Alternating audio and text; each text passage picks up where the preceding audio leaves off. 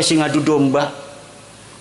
Presiden kita diadu domba supaya pecah kongsi. Presiden Prabowo diadu domba karo Pak Jokowi. Pak Jokowi diadu domba karo Bu Mega. Ibu Mega diadu domba karo SBY. SBY diadu domba karo Fufu Fafa. Macem-macem lah. Assalamualaikum warahmatullahi wabarakatuh.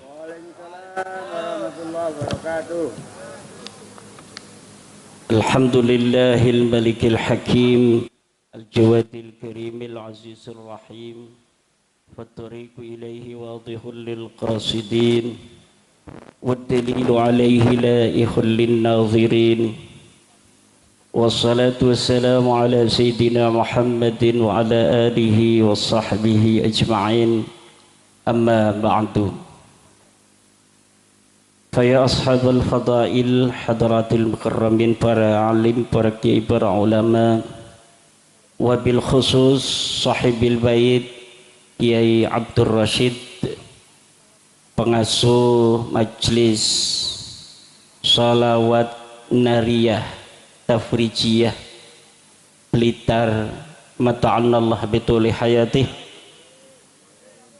Guru kita bersama Kiai Haji Saifuddin Zuhri dari Blitar, cuma sekarang lagi ngendong di Malang. Kiai Agus, Bapak Bupati Blitar yang diwakili oleh orang tua kita bersama hari ini dari Kabupaten Blitar, dari camat yang saya hormati Bapak Kepala Desa, Ketua Majelis Ulama Indonesia Blitar, Ketua PCNU Blitar, Ketua PWI LS Blitar, hadir juga Ketua PWI LS Tulung Agung beserta Laskar Sabilillah Tulung Agung, ingin membantu acara di Blitar pada malam hari ini yang sungguh luar biasa. Lapangan yang sebesar ini dengan cahaya warna-warni, dengan lantunan mahalul qiyam yang luar biasa menyentuh hati, dan mudah-mudahan akan salam kita diterima oleh baginda Rasulullah Muhammad sallallahu alaihi wasallam di malam nisfu Sya'ban ini, malam yang mulia, malam di mana Allah turun untuk melihat makhluknya, kemudian Allah akan mengampuni seluruh dosa-dosa makhluknya, seperti yang diriwayatkan oleh hadis Imam Al-Baihaqi, innallaha la yatlu'u fi lailatin nisfi min sya'bana fayaghfiru li jami'i khalqihi illa li musyrikin wa musahin, rawahul Baihaqi.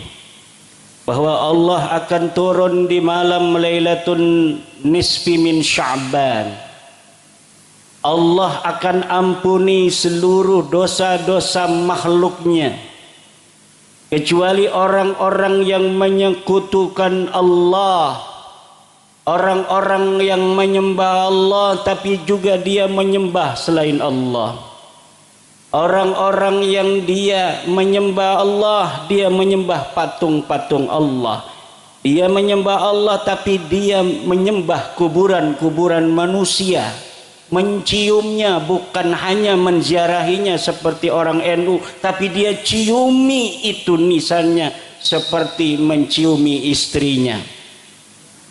Wa musyahin, dan orang-orang yang sama tetangga enggak pernah akur. Susah kalau kita sama tetangga enggak pernah akur. Yang lain pada malam Lailatul Nisfi min Sya'ban akan diampuni dosanya oleh Allah, Tapi orang yang selalu sama tetangga nggak akur, nggak diampun, naudzubillah. Insya Allah yang hadir di sini semuanya ya Allah, walaupun ada syarat dari kami yang belum terpenuhi, tetapi dengan barokah perkumpulnya malam hari ini kami di lapangan yang luas ini bersama-sama mengharapkan kasih sayang dan cintamu ya Allah. Ampunilah di malam yang barokah dan mulia ini segala dosa-dosa kami ya Allah. Ampuni dosa-dosa orang tua kami ya Allah. Ampuni seluruh dosa-dosa guru-guru kami ya Allah. Ampuni segala dosa pemimpin-pemimpin kami ya Allah. Ampuni segala dosa tetangga-tetangga kami ya Allah. Kabulkan seluruh hajat-hajat kami malam hari ini ya Allah. Dengan barokah dikumpulkannya kami oleh Kiai Rosid ya Allah dalam malam Lailatul Nisfi min Sya'ban ini, dalam istighasah kubra untuk bangsa dan negara Indonesia dan seluruh umat Islam Indonesia ya Allah. Iqdi hawaijana, iqdi hawaijana ya Allah. Allahumma inna natawassalu ilaika binabiyyikal mukhtar faqdi hawaijana ya Allah. Faqdi hawaijana ya Allah. Jadikan kami, anak-anak kami, keturunan kami ila yaumil qiyamah orang-orang yang kau berikan ilmu-ilmu yang bermanfaat ya Allah. Jadikan kami, anak kami, keturunan kami ila yaumil qiyamah pemimpin-pemimpin bangsa dan agama ini ya Allah, yang akan memegang estafet kepemimpinan daripada leluhur-leluhur kami, dari anbiya, sahabat, kemudian kepada tabi'in, kepada tabi'it tabi'in, kepada para imam, para muridnya, kemudian kepada kami dan agama Islam ini ya Allah. Jangan sampai lepas dari kami dan keturunan kami ila yaumil qiyamah, sampai Imam Mahdi datang nanti ya Allah, sampai bertemu antara dua pasukan. Yang pertama pasukan Mahdi beserta Sayyidina wa Nabiyyina Isa, dan pasukan Dajjal di sebelah sana. Tempatkan kami ya Allah dan anak keturunan kami dalam barisan bendera-bendera Imam Mahdi dan Sayyidina Isa alaihi salam. Ya Allah ya Rabbi, yang hadir pada malam hari ini di lapangan yang penuh barakah dan mulia di malam Lailatul Nisfi min Sya'ban, berikan rizki yang banyak yang berlimpah ruah ya Allah. Bukan hanya untuk mereka yang hadir, tapi juga untuk anak dan keturunannya ila yaumil qiyamah. Kaya rayakan hidupnya, tetapkan iman dan Islamnya, panjangkan umurnya. Yang punya penyakit ya Allah pada malam hari ini, penyakit yang diketahui maupun penyakit yang tidak diketahui, ambil penyakitnya ya Allah, baik kami mengetahui ataupun kami tidak mengetahui. Ya Allah ya Rabbi, apabila di depan kami ada masalah, di depan kami ada kejelekan yang kami tidak tahu dan kami ingin menuju ke sana, dengan barakah malam Lailatul Nisfi min Sya'ban ini ya Allah, hilangkan kejelekan itu, baik kami tahu maupun kami tidak tahu ya Allah.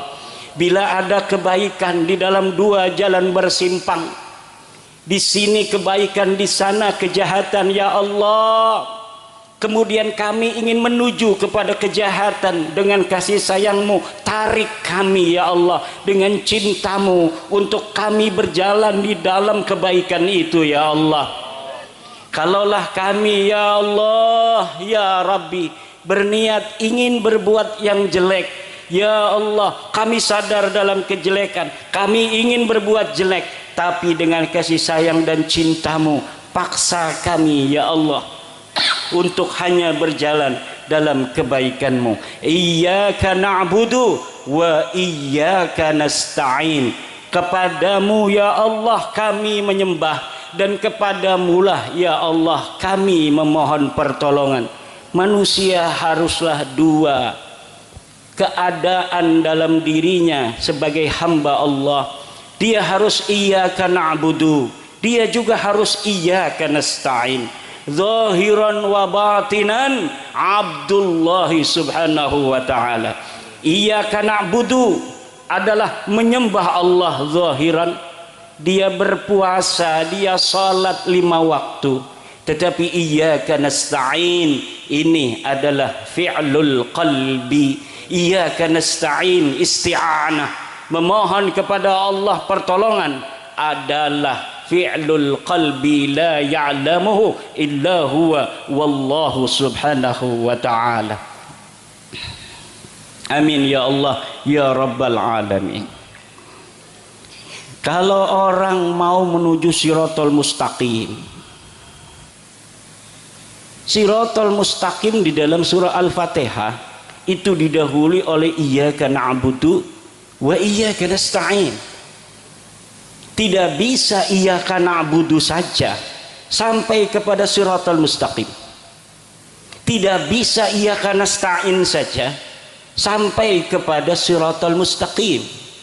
Orang yang bisa berkata ihdinas siratal mustaqim, tunjukkanlah jalan yang lurus, adalah orang-orang yang sebelumnya iyyaka na'budu wa iyyaka nasta'in.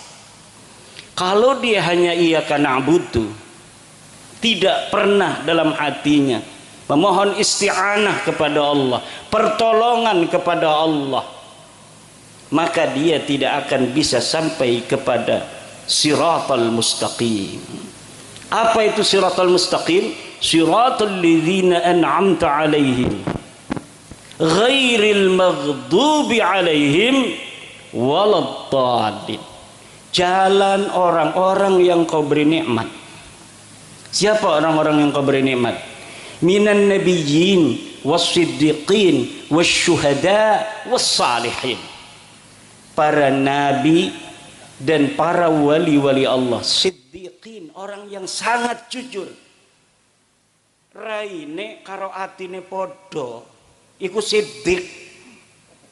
Wong raine bagus, atine Allah. Raine bagus, atine ele. Iku tidaklah menjadi siddiq. Siddiq itu zahiran wa batinan. Dia sighat mubalaghah, siddiqun. Sighat mubalaghah saduqun, saddaqun, siddiqun, misdaqun, sadiqun. Lah ini siddiqin, orang-orang yang jujur. Kemudian orang-orang yang hanya iyyaka na'budu, kayak wong Wahabi. Wong Wahabi ku iyyaka na'budu ini luar biasa. Allahu Akbar, Allahu Akbar, langsung tamu ditinggal. Wong Wahabi langsung wudhu, sholat, tamu melongo bedewek. Ada lagi orang yang cuma iyyaka nasta'in, ning Allah be kuat. Allah, Allah, Allah, pori-pori ini bayi nyeluk Allah. Tapi sholat orang gelem, yai. Sholat orang gelem, iki wong iyyaka nasta'in doang, tapi ora iyyaka na'budu. Iki masih akeh bu, masih akeh pak wong sing iyyaka nasta'in, tapi ora iyyaka na'budu. Kadang-kadang dheweke iku lebih baik kedelenge dalam akhlak daripada wong sing iyyaka na'budu. Ora lokan salat, tapi ora lokan korupsi. Ana wong sholat melulu tapi korupsi. Lah sing iki sing bagus endi ku? Wong ora kon salat, ora korupsi. Tapi wong sholat baik korupsi, bagus endi? Lah kasing bagus. Orang yang sholat tapi dia korupsi tidak bagus. Orang yang tidak sholat tapi tidak pernah korupsi tidak bagus. Karena dia tidak bisa mencapai Shiratal Mustaqim, jalan yang lurus. Jalan yang lurus hanya bisa dicapai oleh siapa? Iyyaka na'budu wa iyyaka nasta'in. Orang yang mau menyembah Allah dalam zahirnya dan dalam hatinya ada kepasrahan, butuh kepada Allah, zikir deweke, maca ijazah saking Mbah Hasyim Asy'ari. Ini yang dibaca tadi, Bu. Ini yang dibaca wiridan tadi, wiridan Mbah Hasyim Asy'ari yang jarang orang tahu, tapi Kiai Rosid dapat ijazah dari muridnya Mbah Hasyim Asy'ari. Alhamdulillah. Mana itu Kiai Rosid? Ini yang hadir semua diijazahkan ya. Jadi sanadnya langsung bisa ke Mbah Hasyim Asy'ari. Cari wiridan harus yang sanadnya jelas. Sing sanadnya ora jelas ana wonge tapi laka sebenarnya mah. Jadi cukut wiridanane. Nek aran binanu laka wonge. Aja. Lam orang bakal manfaat, orang bakal barokah. Wonge laka di hadaratine laka wonge. Ana makame doang, makam palsu. Legena apa? Lah ari Mbah Hasyim Asy'ari mah, Mbah Hasyim Asy'ari lungan ning Tebu Ireng, ya makame ana. Tulisanane masih ana. Risalah Ahli Sunnah wal Jamaah. Anak-anaknya masih ana. Ijazah Bukharinya banyak muridnya, mungkin sekarang cucu-cucunya, cucu muridnya masih ada. Kalau saya cicit, saya ngambil sanad Bukhari dari Tebu Ireng. Di rumah guru saya dari Tebu Ireng, paman-paman. Tapi saya tidak cukup, saya nyelinap ngaji di Tebu Ireng tanpa orang Tebu Ireng tahu. Kiai Habib masih ngajarin kitab Sahih Bukhari, saya ngaji di Tebu Ireng. Wong Tebu Ireng ora weruh, kita ngaji ning Tebu Ireng Sahih Bukhari ning Kiai Habib bari didorong-dorong kelawan kursi roda. Kenapa? Sanadnya jelas. Mbah Hasyim Asy'ari muhaddisun faqihun, muhaddisun faqihun, dan hati-hati dalam tasawuf. Mbah Hasyim Asy'ari sufi, tapi hati-hati dalam tasawuf. Tidak sembarangan tasawuf Mbah Hasyim mau. Kenapa? Karena tasawuf qad ikhtalata minha bil falsafah. Banyak dari tasawuf yang telah bercampur dengan filsafat, dan sebagiannya lagi qad ikhtalata bizandaqah, dengan kezindikan. Wis kita mah sing penting inget ning Allah. Ora salat maning ora apa-apa, ning Al-Qur'an ga aqimus shalah lidzikri. Dirikanlah salat karena mengingat aku. Karena tujuan salat adalah mengingat Allah, maka ora usah salat, sing penting inget ning Allah. Petoak. Sira lamun pengen mangan inget doang wareg ora? Betul apa ora? Ibu-ibu pengen mangan. Ibu-ibu pengen mangan, inget doang wareg ta ora? Iki melongo iki ngerti ta ora bahasa Jawa kresek iki? Bu, iki kula wong Banten. Tapi Banten ngomongnya ana sing Jawa. 4 kabupaten itu Jawa. Kabupaten Serang, Kota Serang, Cilegon, Kabupaten Tangerang. Kabupaten Tangerang ada 29 kecamatan, 7 kecamatan bahasa Jawa. Kula ning Kabupaten Tangerang bahasane Jawa. Jawa ndi? Ya Jawa bener. Tapi digawan ning Wonogiri kula ngomong Jawa. Wong Wonogiri orang ngerti kula ngomong Jawa iku apa artine? Remen. Kata orang tua dulu, leluhur wong Kresek Banten itu dari Jawa. Sudah sekitar 1570 sampai sekarang 2024 wis 500-an tahun. 500-an tahun wis ana ning Banten, barang balik ning Wonogiri ngomong Jawa, ngakune orang ngerti ngomong Jawa. Asale sing Wonogiri. Salah satu nenek saya itu dari Wonogiri, Nyai Ageng Wonogiri.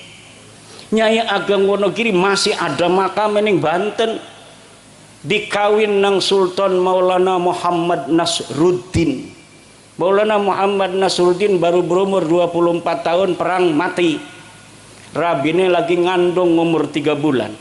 Coba lamun umpamane waktu iku rabine orang ngandung, Kesultanan Banten putus. Ning zaman Sultan Maulana Muhammad Nasruddin sultan ketiga dari Banten. Tapi alhamdulillah ketika deke perang mati, rabine lagi meteng wong Wonogiri. Kemudian dua anak arane Abdul Qadir. Abdul Qadir dari Sultan Abdul Mafakhir Mahmud Abdul Qadir. Barang dari Sultan arane dawa. Kudune mah presiden kita ke Prabowo Subianto. Ketika jadi presiden dawa arane. Presiden Prabowo Subianto Manunto Putro. Supaya keren Pak Bupati. Coba kalau di Tangerang udah Pak Bupati sini. Di Tangerang itu kalau bupati yang definitif itu selain diangkat oleh gubernur, dilantik gubernur, itu juga ada pelantikan budaya.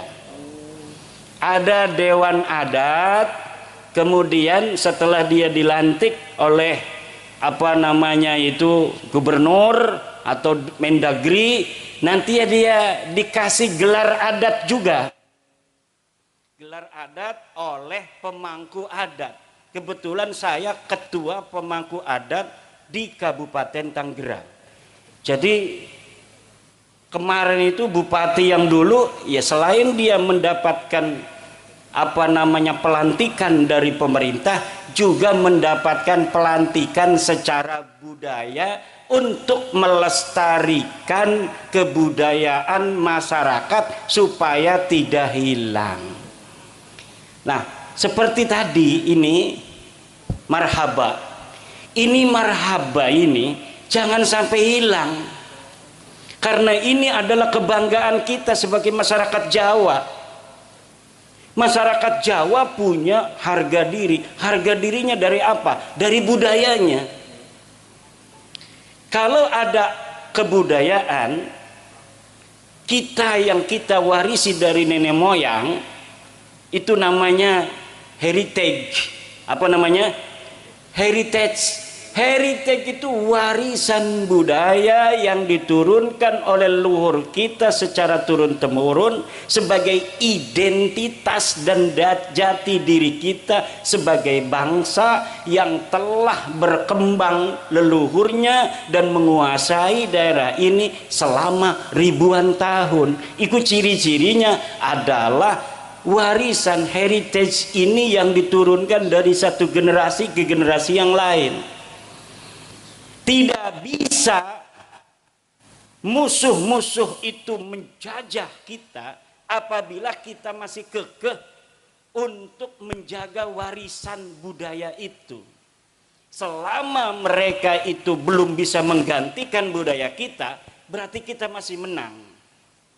Tapi kalau mereka itu sudah bisa untuk mengganti budaya kita dari A sampai Z, termasuk bagaimana cara kita mengekspresikan rasa cinta kepada Nabi Muhammad dan ahli bait Nabi, mau diganti oleh budaya mereka yang mereka bawa dari tanah leluhur mereka, padahal mereka kesini mau numpang makan karena di sana nggak ada padi, di sana nggak ada pohon, di sana nggak ada ketela, deke kurang makan, wedus bae wis padalah kesusune ning kana. Akhirnya dia gelati pangan ning di, ya tidak ada lagi jannatun fid dunya Indonesia jannatun fid dunya. surga yang ada di dunia ini adalah Indonesia. Malam hari ini kita beristighosa untuk menjaga Indonesia.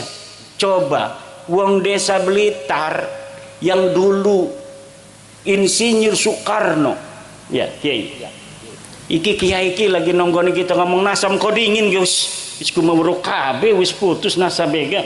Kiai, ini kan tempat lahirnya Insinyur Soekarno, betul nggak? Makamnya pun wis ditakdirakan nang Allah mati ning Jakarta, wis dikubur ning Bogor. Tapi leluhur orang-orang Blitar, di mana dia dilahirkan di sini, terus ning Allah peninjauan kembali.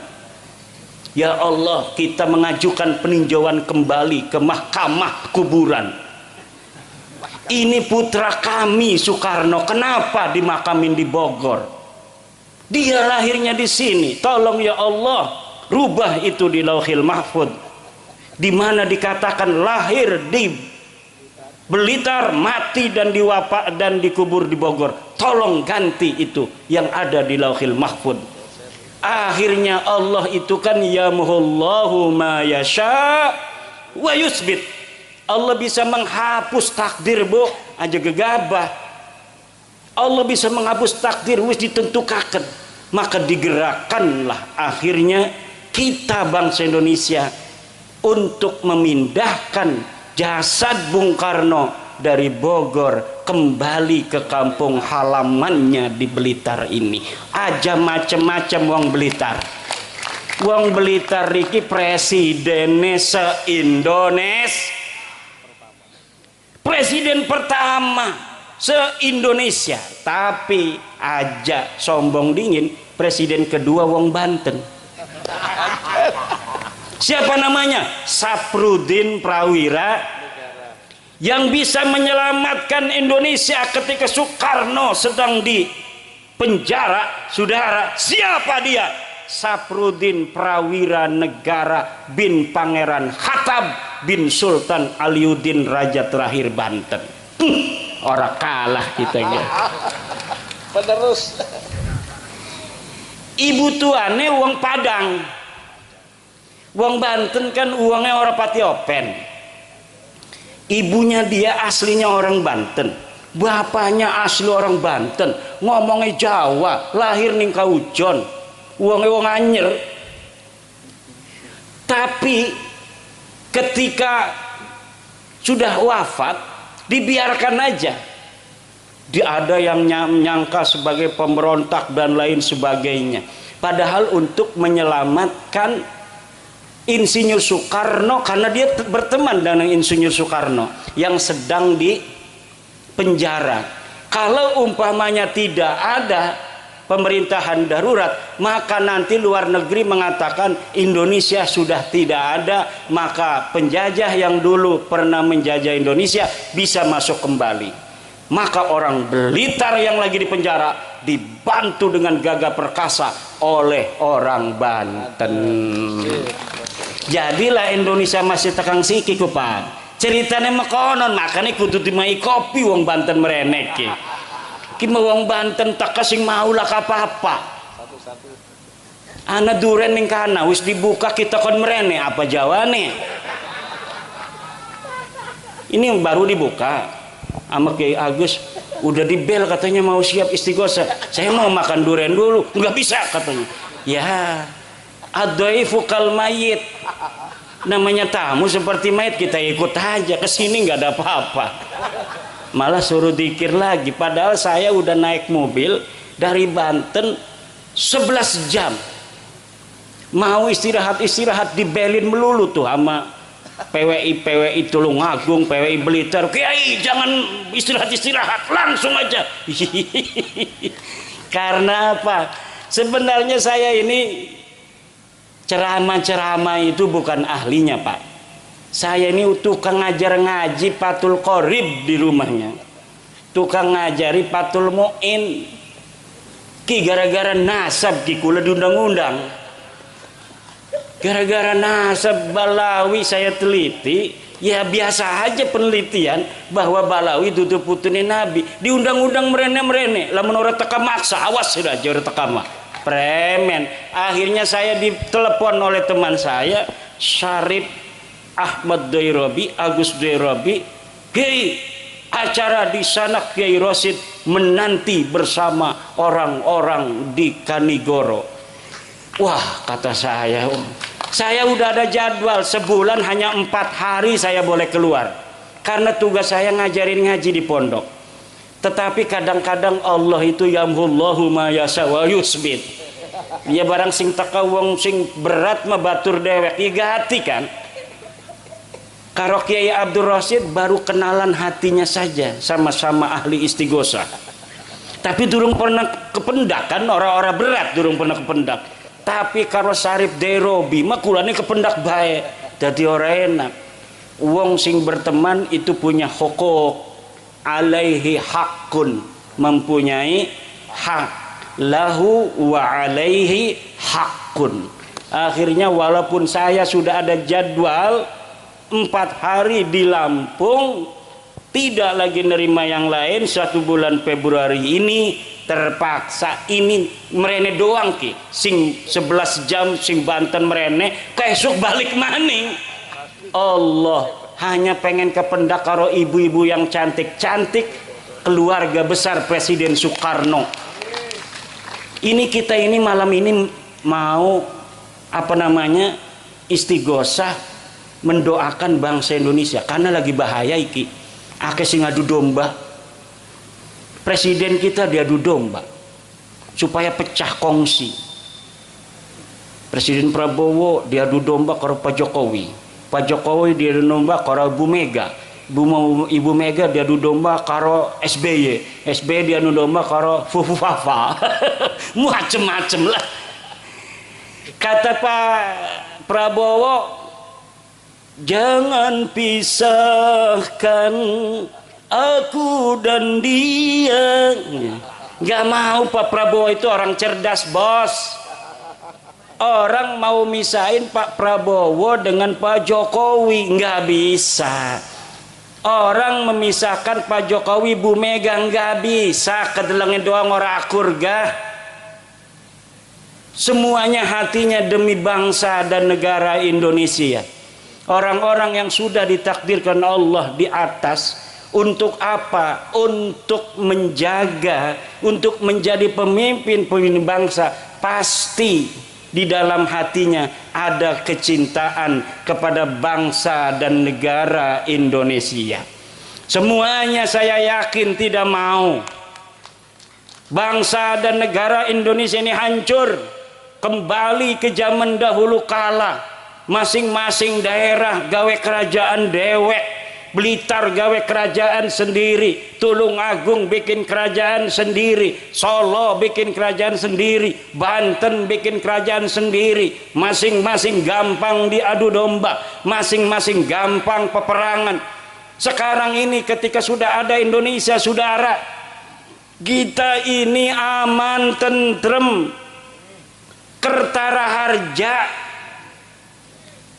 Hari Arab jadi malaikat KB mau bisa korupsi setitik karena kena mau manusia aja. Ini tujuannya pemimpin kita Pak Prabowo untuk bangsa negara, Pak Jokowi untuk bangsa negara, Pak Ibu Megawati untuk bangsa negara, SBY untuk bangsa negara, Gus Dur untuk bangsa negara, Pak Muhaimin untuk bangsa negara, PBNU untuk bangsa negara. Tetapi manusia KB tujuannya baik, tapi kita lamun bisa mesin ngarep mekononku iku arane manusiawi, Bu. Ngerti teh boten nyengir-nyengir mekenen ki, Bu? Semuanya untuk bangsa negara kita. Tetapi karena manusia itu wataknya itu seperti watak asalnya. Asalnya manusia itu adalah dari sperma, Bu. Sperma itu kalau kita belajar ilmu biologi, kita ini belajar ilmu biologi ketika ning sanawiyah, betul?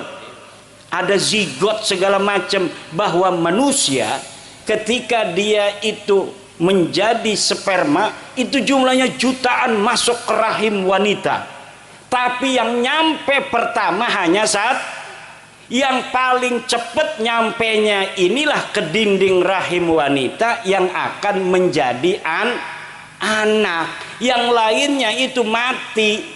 Kenapa? Karena kalau sudah ditempatin satu, yang lain tidak bisa. Jadi manusia itu asalnya musabakoh. Manusia itu nih sekarang ini kitalah yang terbaik dari saudara-saudara kita yang jumlahnya jutaan itu. Waktu malam-malam abah kita karo emak kita kitalah yang pertama, yang terhebat. Kemudian kita menjadi segumpal darah, kemudian jadi segumpal daging, kemudian dibentuklah oleh Allah laki-laki atau perempuan, dikasih nyawa oleh Allah, dilahirkan. Dialah yang terbaik, dialah pemenang. Nah, manusia masih ingat waktu dheweke ning jero rahim rebutan karo dulur-dulure. Maka walaupun tujuannya bagus semua, tapi ada persaingan. Iku persaingannya namanya persaingan politik. Persaingan politik itu wajar. Tapi tidak bisa diadu domba untuk menyengsarakan rakyat, enggak bakal mau mereka.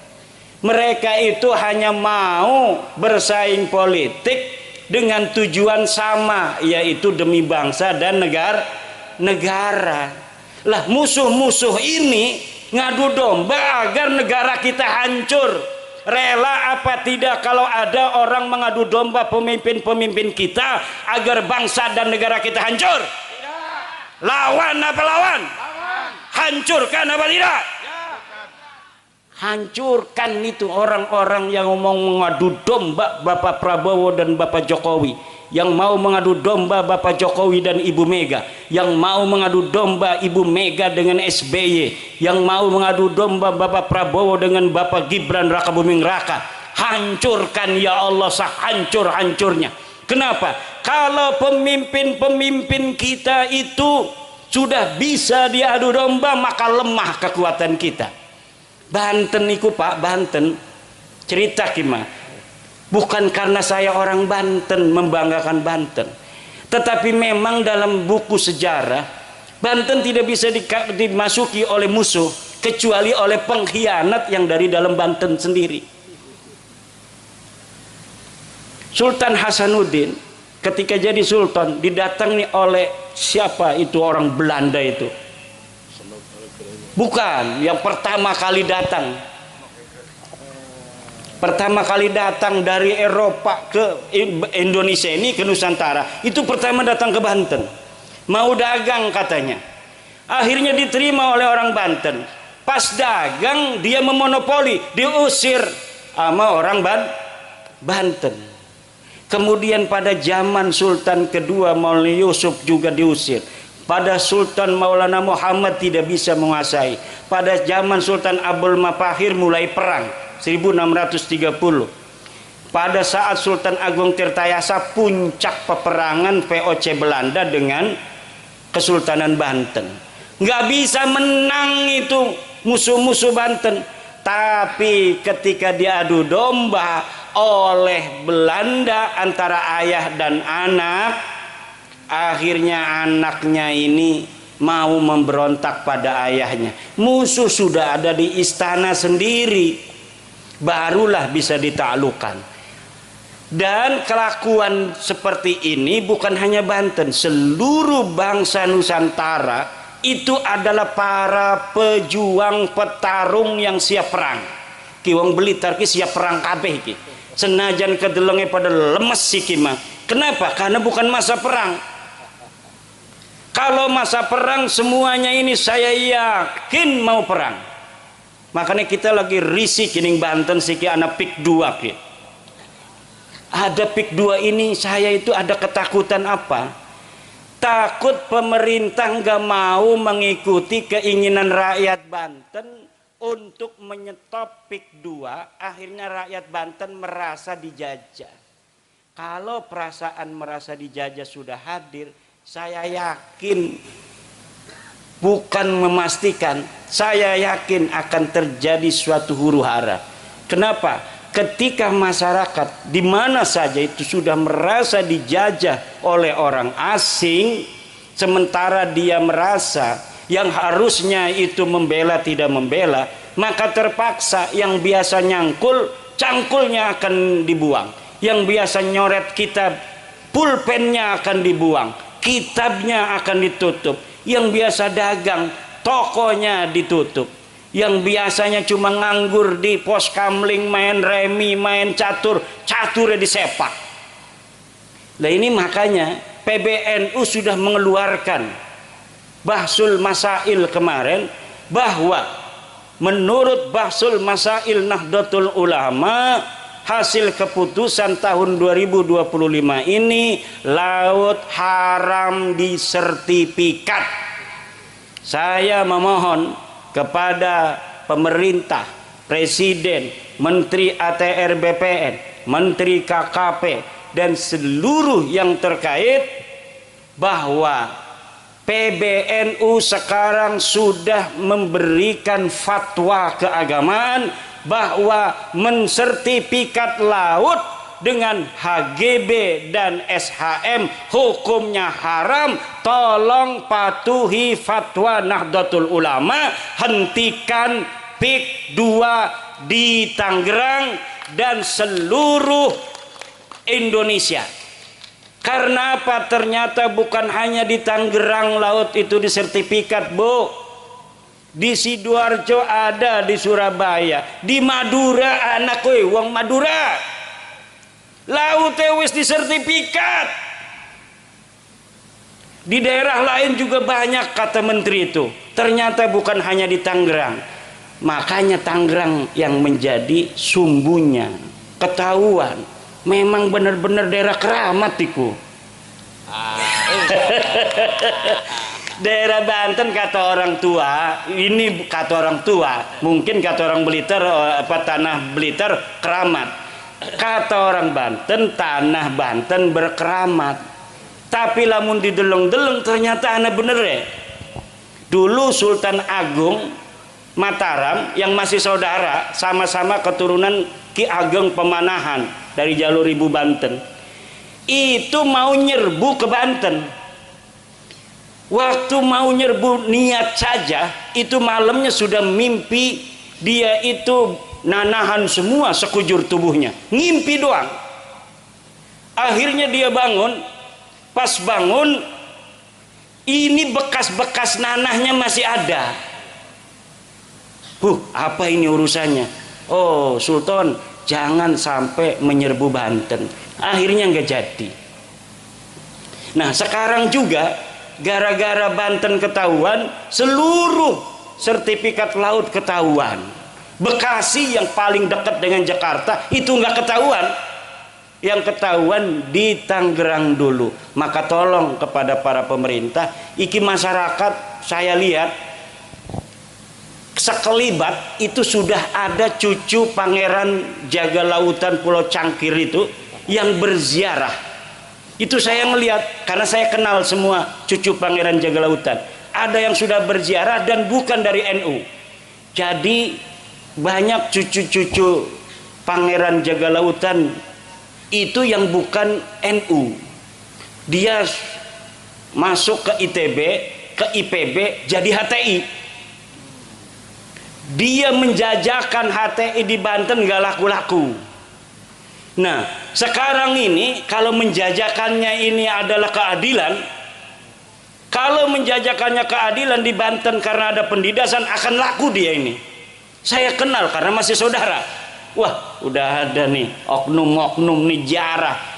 2 hari lagi setelah dia jarah demo di situ. Wah ini kemarin itu. Kenapa? Kalau jualan HTI enggak laku, tapi kalau jualan keadilan laku. Kenapa? Keadilan itu sangat dirasakan oleh masyarakat. Maka ini tolong, ini kalau sudah orang-orang yang tidak cinta kepada NKRI, yang tidak cinta kepada Pancasila, Bhinneka Tunggal Ika, sudah ikut main begitu, ini pasti masyarakat itu akan mudah dibodohi, akan tidak jernih lagi cara berpikirnya, dan gampang untuk diajak menuju hal-hal yang kurang produktif untuk bangsa, negara, dan agama Islam sendiri. Maka tolong, hal-hal pembangunan yang sangat sensitif dengan kepentingan masyarakat secara luas seperti laut ini adalah milik umum, malun mustarak.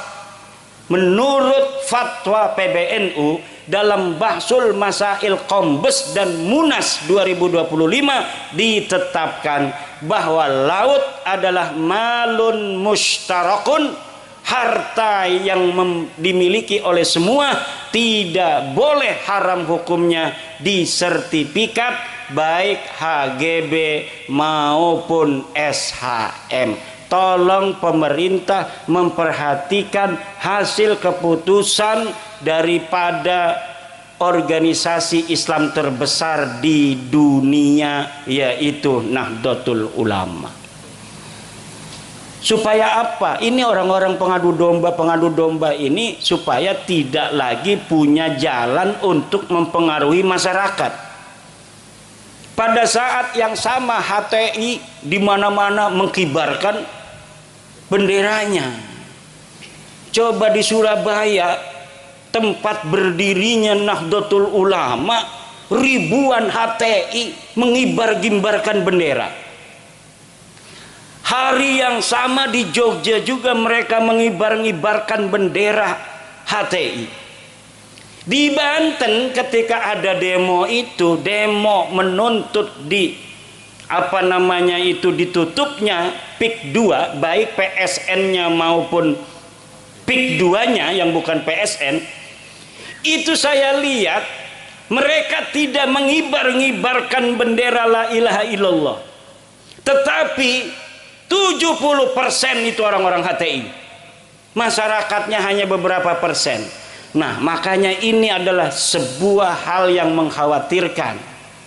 Kenapa? Kalau jualannya itu adalah jualan keadilan dan anti kezaliman yang sedang dirasakan oleh masyarakat sendiri, maka ini akan laris manis Tanjung Kimpul.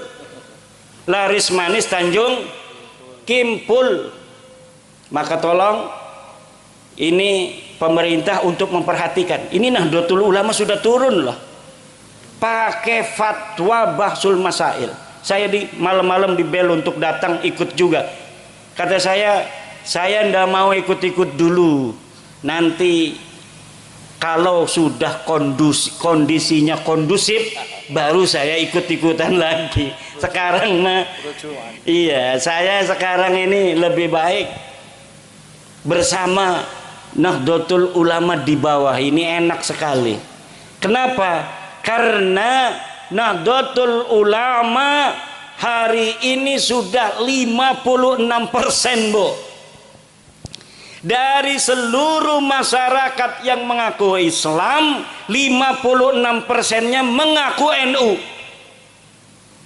Ini sebenarnya pun kata sebagian teman, ini sudah dapat ngepres sebenarnya lebih dari 56%, tetapi tidak baik untuk keseimbangan suatu bangsa di mana sebuah organisasi sangat mendominasi dari jumlah kuantitas. Sebenarnya lebih daripada 60%, tetapi ditekan agar apa? Agar tidak terlalu gejlok. Masa iya, nanti akan bahaya sekali. Bahaya sebuah bangsa organisasi banyak, tetapi ketika disurvei organisasi Islam itu ada ratusan, Pak, ratusan, tapi pas disurvei ada organisasi yang sama sekali tidak punya massa. Bahkan ada organisasi yang organisasinya pengurusnya itu luar biasa, dia acara apa saja itu aktif, bahkan sering bikin sebuah pengamatan terhadap kejadian sosial dan politik. terkenal ketua anu, sekretaris anu. Tetapi ormas ini ketika disurvei ke bawah tidak punya massa ternyata. Tapi NU yang dirinya sendiri merasa hanya punya 90 juta. Itu Yai Said Agil Siraj kalau ditanya orang, Yai NU itu jumlahnya ada berapa? 90. Iku goling awag. Uling awag, nebak-nebakan doang, tidak berdasarkan survei. Pas tahun 2017 disurvei, saya ikut ketika presentasi tim surveyornya itu.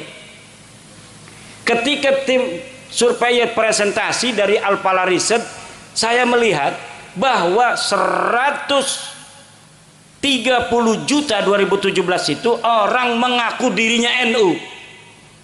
Itu masih sekitar 53%. Kemarin saya nggak ikut, tetapi mendengar Gus Yahya mengatakan sudah 56% orang Islam di Indonesia mengaku dirinya NU. Coba itu hitung, berapa jumlahnya orang NU yang ada di Indonesia? Dari 280 penduduk Indonesia, 89%-nya Islam. Dari 89% ini 56%-nya mengaku NU. Allah Allah, iki NU semakin terus di nyinyirin orang, semakin gede. Nang apa? Barokah. Kayak PWI ki, karena PWI ki anaknya NU. Semakin ditolak, semakin di mana-mana pengen jadi PWI. Syaratnya PWI harus bermitra di bawah NU. Ini permintaan dari mana-mana. Bahkan di Jawa Barat, kenapa kemarin itu sampai ada sedikit permasalahan organisatoris, ketua Jabarnya itu dibekukan. Itu dibukukan bukan karena dia itu ada kesalahan yang fatal, bukan. Karena banyak kabupaten yang pengen dilantik oleh DPW Jabar susah mencari kiainya, ketuanya kiai, banyak acara. Jadi kabupaten-kabupaten pengen dilantik, nyari kiainya susah. Jadi mereka datang sendiri kepada kantor pusat di Cirebon. Akhirnya udah, kata ketua umum PWI Kiai Abbas, Jabar dibekukan aja. Kiai Abdul Mujib pengurus atau ketua Jabar dijadikan pengurus pusat dulu. Akhirnya sekarang dibentuk lagi yang baru, ketuanya Kiai Abah Setu. Itu mulai orang-orang pada ingin setiap kabupaten dilantik PWI-nya di tingkat kabupaten. Jadi ini luar biasa PWI ini, kayak NU zaman dulu. NU zaman dulu itu kadang-kadang belum ada pengurus provinsi. Ada kecamatan yang sudah mendeklarasikan MWCNU. Seperti di Banten itu kampung saya, itu Kiai Muhammad Amin pulang dari Mekah tahun 1936. Kiai Muhammad Amin ini bapaknya Kiai Maruf Amin. Dia pulang dari Mekah, belum ada kepengurusan tingkat kabupaten PCNU tahun 1936. Tapi Kiai Amin ini langsung mendirikan MWCNU tingkat kecamatan. Jadi kecamatannya ada, kabupatennya belum ada. Nah ini seperti ini nih PWI ini. Kadang-kadang kabupatennya pengen, provinsinya susah. Nyari ketua provinsinya karena kiai semua. Kalau di Wonogiri, Seragen, sekitarnya itu semuanya kebanyakan Surya PCNU. Gampang nyarinya kalau Surya, paling dia di pondok ngajar ngaji. Tapi kalau kiai penceramah susah. Nyari saya itu gampang, Pak. Karena ada di pondok ngajar ngaji tiap waktu. Asar ngajar ngaji, maghrib ngajar ngaji, subuh ngajar ngaji. Sekarang ini nggak ngajar ngaji nih, ya karena dikerjain oleh Kiai Rosid. Suruh bertemu dengan saudara-saudara Presiden Soekarno supaya saya dapat barokah.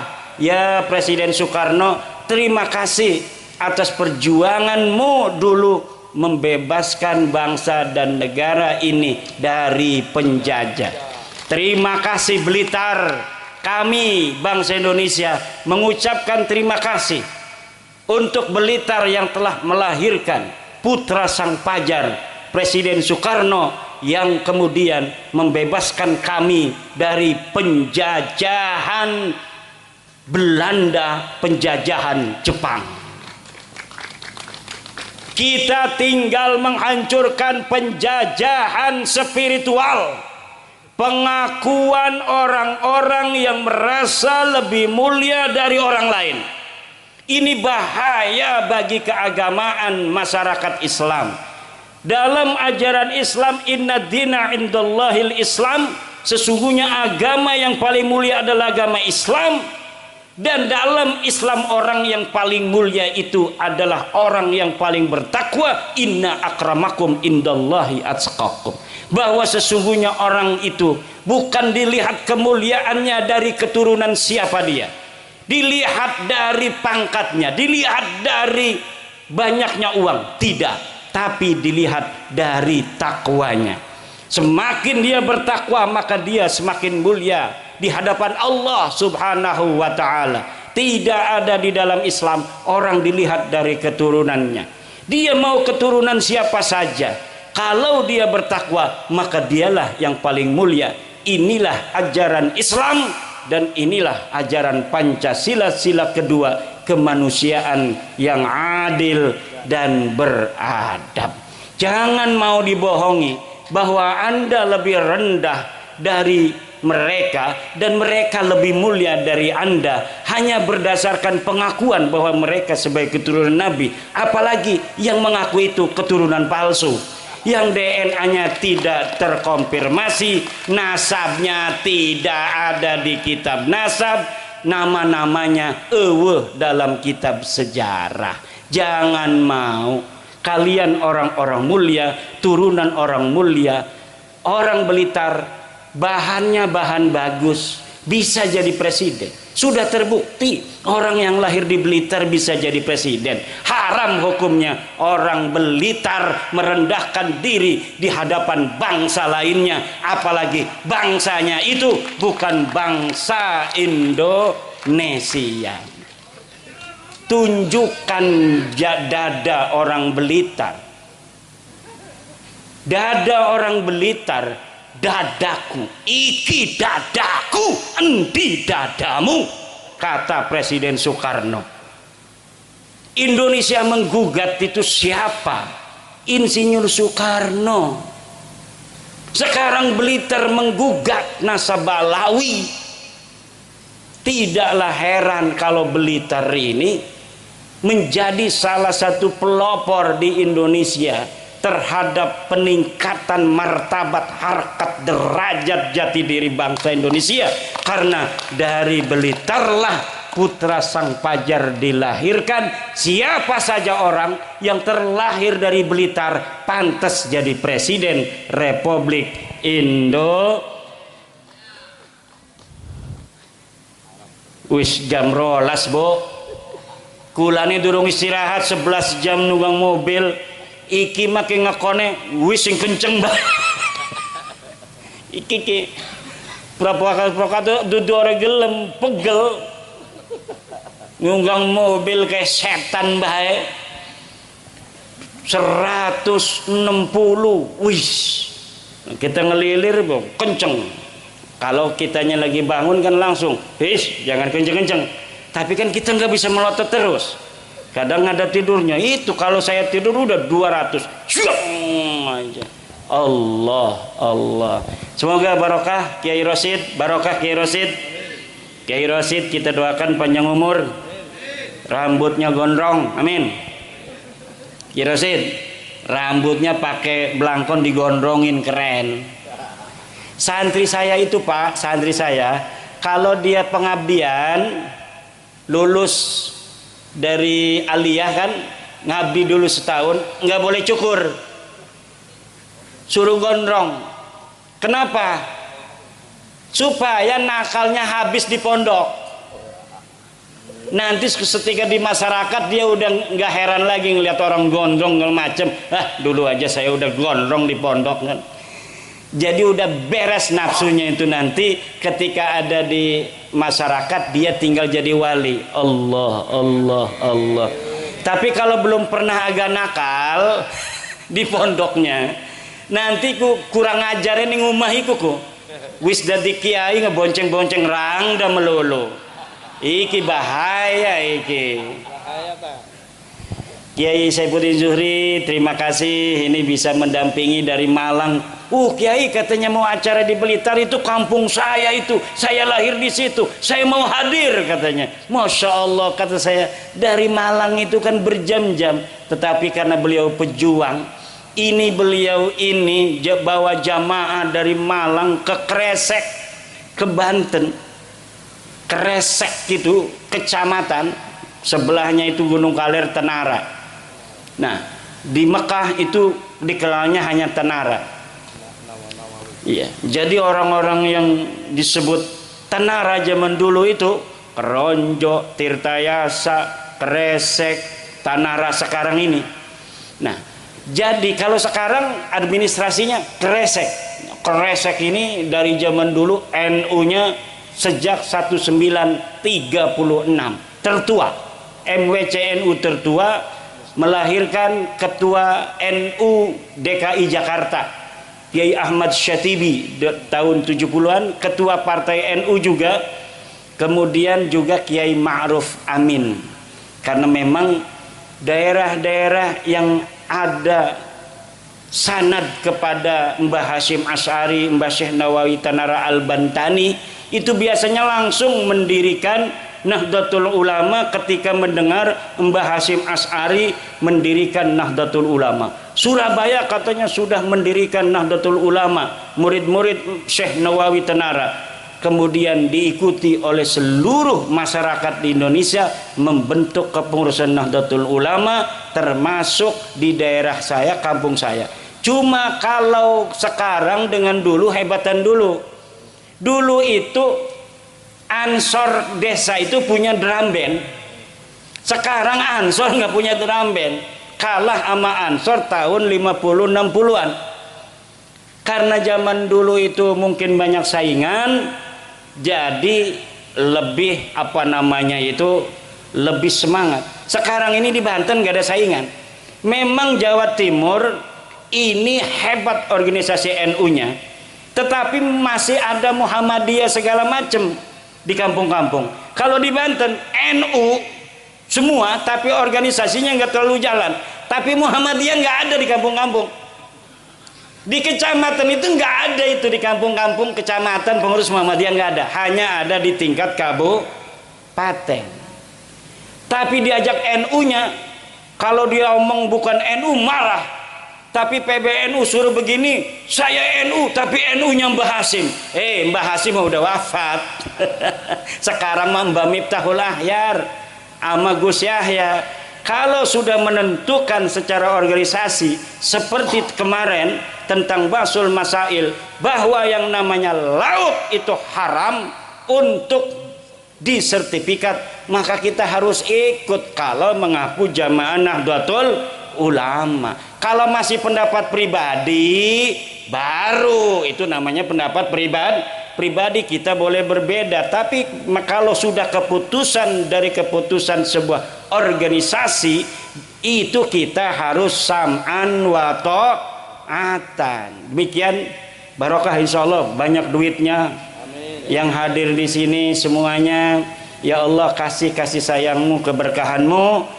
Jaga negara Indonesia ini ya Allah, jangan sampai kurang makan.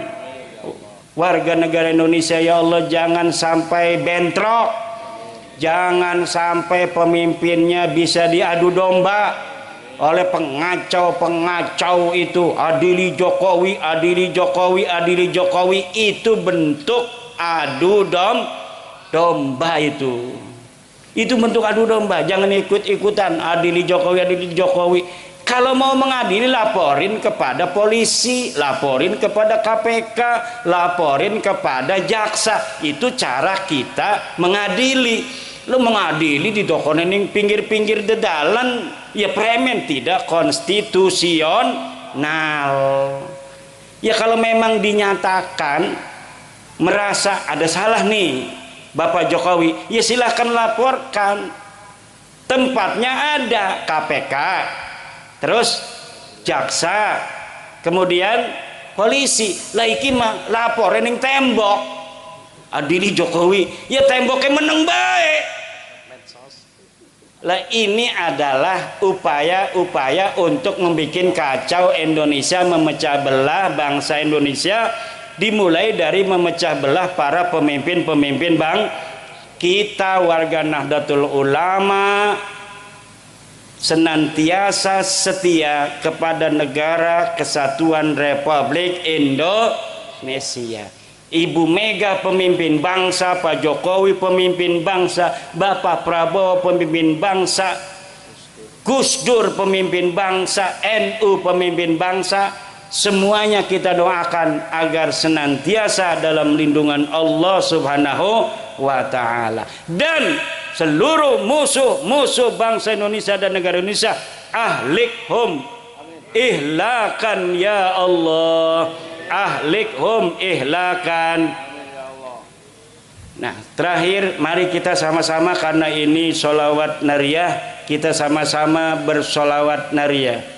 Allahumma sholli sholatan kamilatan wa sallim salaman taman ala sayyidina Muhammadin alladhi tanhallu bihil uqadu wa tanfariju bihil kurabu wa tuqda bihil hawaiju wa tunalu bihil raghaibu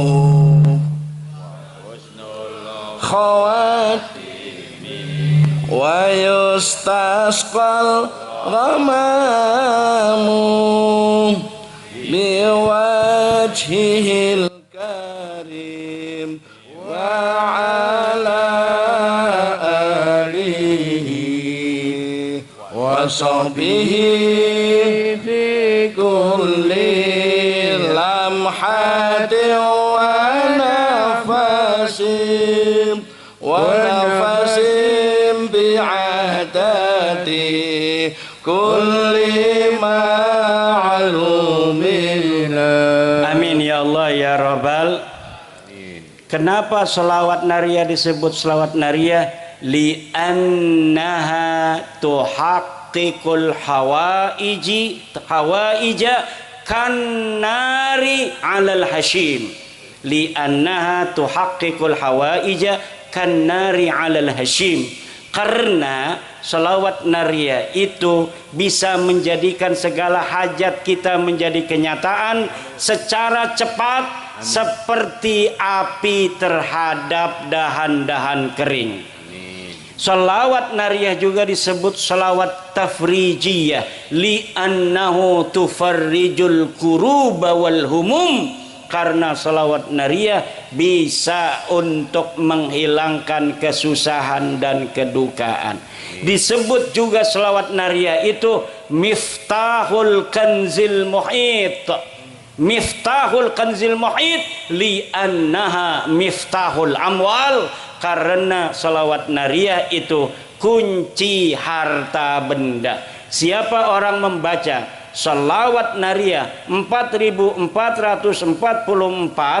seorang diri maupun berjamaah seperti ini, kemudian dia berdoa hajatnya, tuqda lahul hawaij, maka hajatnya akan dikabulkan oleh Allah. Wa man arada ayang dzura ila rasulillahi fi manamih falyaqraha mi'atan. siapa orang yang ingin melihat Rasulullah di dalam mimpinya, maka baca selawat nariyah 100 kali.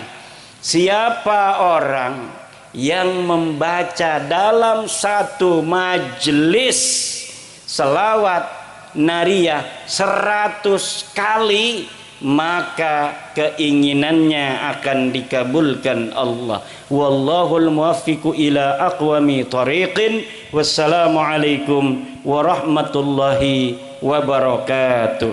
Waalaikumsalam warahmatullahi wabarakatuh.